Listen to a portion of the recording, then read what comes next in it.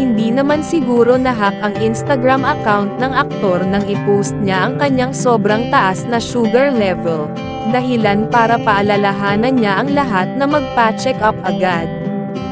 Ang aktor na si Sam, na 40 taong gulang pa lamang, ay nagbahagi sa kanyang Instagram post ng isang mahalagang update tungkol sa kanyang kalusugan. Aniya sa kanyang post, "Akala ko healthy akong tao. Di naman ako sweet tooth, bihira din mag-junk food, pero last year nalaman ko na may type 2 diabetes na ako. Mga magulang, lola't lolo ko wala. I just wish nagpa-check up ako ng mas maaga nung pre-diabetes pa ako kasi pwede pa i-reverse.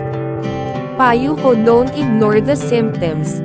My main symptoms laging nauuhaw at madalas mag-pee, at magpa-check up regularly."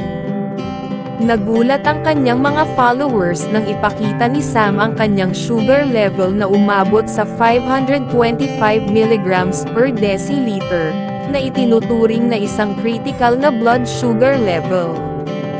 Dahil dito, marami ang nag-aalala para sa kanya. Ang mga followers ni Sam ay nagulat at nag-aalala sa kanyang kondisyon. Maraming mga komento ang nagpapahayag ng suporta at nagpapaalala na mag-ingat sa kalusugan.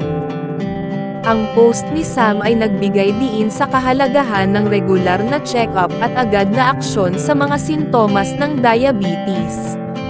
Samantalang bukas si Sam sa pakikipag-usap tungkol sa kanyang kalusugan, nanatili siyang tikom ang bibig tungkol sa isyu ng kanyang breakup kay Catriona Gray. Wala siyang anumang pahayag tungkol dito. Ang kanyang mensahe ay malinaw: huwag balewalain ang mga sintomas ng diabetes at maging maagap sa pagpapakonsulta sa doktor. Nais ni Sam na magsilbing babala ang kanyang karanasan sa iba para maiwasan ang mga komplikasyon sa kalusugan. Inaasahan na ang post ni Sam ay magsilbing inspirasyon para sa lahat na maging mas maingat at responsableng mag-alaga ng kanilang kalusugan.